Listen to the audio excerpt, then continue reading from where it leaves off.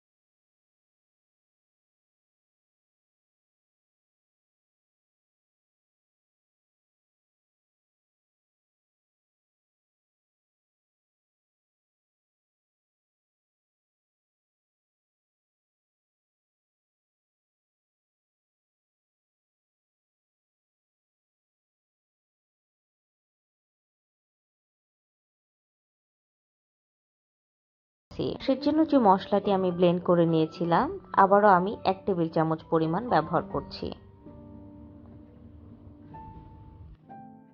চুলায় একটি fry pan বসিয়ে আমি এর মধ্যে 2 টেবিল চামচ পরিমাণ সয়াবিন তেল দিয়ে দিচ্ছি।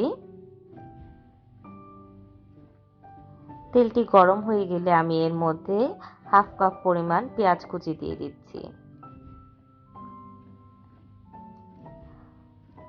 পেঁয়াজটি আমি হালকা একটু লালচে করে ভেজে নিচ্ছি।